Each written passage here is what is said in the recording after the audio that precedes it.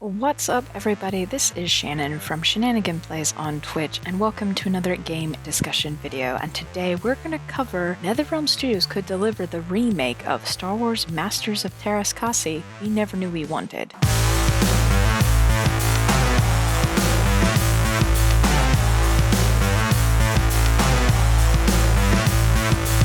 Growing up as a military kid, one of my favorite things to do was going to the PX, which stands for Post Exchange, and head straight to Power Zone, which was kind of its electronics store in the 90s, and try out all the PlayStation games. And one of these is this infamous Star Wars Masters of Teräs Käsi game. Now, for me, I love fighting games and I love Star Wars, so I really enjoyed trying it out. I don't know for whatever reason why I never got it back then. I think it's because music was more my thing. But also during this time, I loved the Mortal Kombat franchise.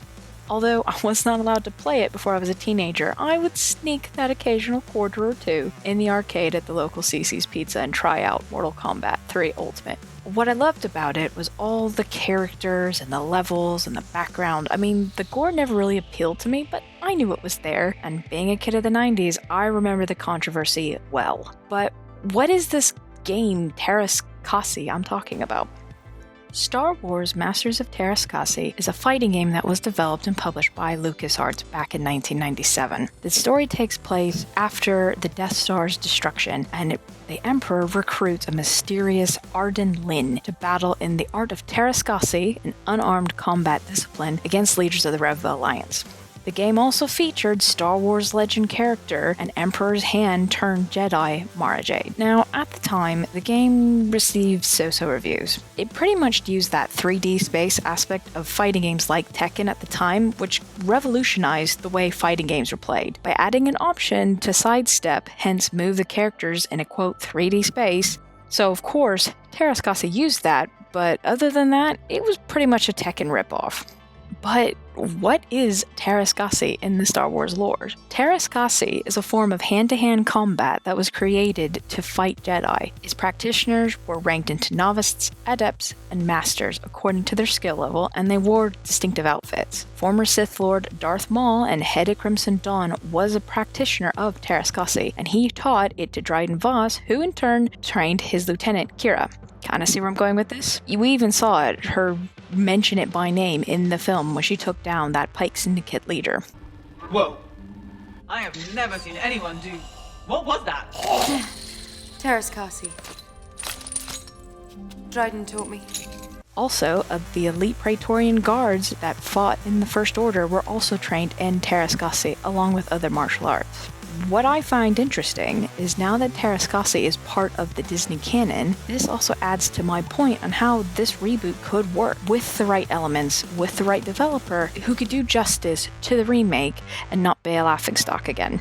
Let's fast forward 2010, a new studio, NetherRealm Studios, opens in Chicago, who kind of broke down the fighting game genre, bringing it back to its roots. Using the Unreal Engine and graphics of a 3D game, NetherRealm brought back that old-school 2D fighting feel of the Mortal Kombat franchise. On top of that, they would also release DC character-inspired range of fighting games called Injustice: God Among Us, and this is where my brain kicked into overdrive. This is going to be of a stretch, but stay with me, because I feel NetherRealm Studios could deliver the Star Wars fighting game we never knew we needed and everything we wanted. Let's talk about some of the NetherRealm titles and how this could translate. First, let's start with Mortal Kombat 11 and Aftermath. What struck me the most about this game, on top of its crossover characters like Jason, Terminator, RoboCop, and Ninja Turtles, Ninja Turtles, was the customization.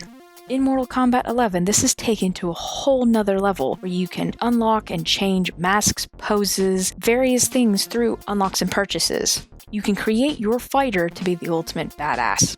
Now, let's put a Star Wars spin on it, shall we? Say we have the character of Rey. In your customization, you can decide, say, what her hair looks like, what her top could be, then her lightsaber. So for example, you could choose the hair from The Force Awakens, the outfit from The Last Jedi, and the yellow lightsaber from The Rise of Skywalker. So you aren't tied to one skin for all aspects, like, say, the Battlefront 2 games. and you can even unlock additional things in either achievements or through cosmetics for real-world money. Now, put your tomatoes away because games like Fortnite have shown people will pay to customize their characters. As long as it doesn't give anyone a tactical advantage, I would consider buying them. Heck, I have in other games. So I'm not saying a loot box scheme in the sense of what we remember in EA games. But if I can get an exclusive Ben Solo skin, I'd do it in a heartbeat. Now, before you go, but Shannon, there's no need for violence in Star Wars game. Well, that's where the second game from NetherRealm comes in. Injustice and Injustice 2 is a DC Universe fighting game that moves and fights like Mortal Kombat, but doesn't have the blood and gore. I also personally feel if there is an audience for a DC fighting game, surely we have enough for a Star Wars one. But more on that in a second. Characters and the settings have some deep-cut references into the lore of the DC Universe. So what's stopping that from Star Wars? Think about the characters we could have. When Teräs Käsi first came out, it came out before the prequels hit the cinemas. We now have 9 saga films worth of characters and customizations, worlds and levels, fighting on Mustafar, yes please, but on top of that we have an animated series where fan favorite Ahsoka Tano and Bo-Katan can appear, and of course they will have variations of their costumes that could be used. But it doesn't stop there. What about the Mandalorian? Various attacks can be Din Djarin's whistling birds or Cara Dune's large Gatling gun. There can also be complex animations like the Mortal Kombat games have shown. I'm looking at you, Darth Maul, and your spider legs. Of course, it would be great to have as many of the original voices do the voices for the game as well. I mean, alumni Mark Hamill is a voice already in mentioned games. And what about exclusive characters? Oh, I've got you covered. Why not unlock Revan and Bastila? Let's throw in Galen Merrick. If you're not sure who that is, that's Starkiller from the Force Unleashed games, and Dash Rendar from Shadows of the Empire. To wrap it up, I feel in the right hands, Teräs Käsi can be great, and the idea isn't a ridiculous one like it was back in 1997. Fighting comic book characters and crossovers with multiple pop culture icons is now widely accepted in the gaming universe, if not celebrated. With a vast choices of worlds, costumes, and weapons, there can be a massive level of customization, but the blood and gore won't be missed.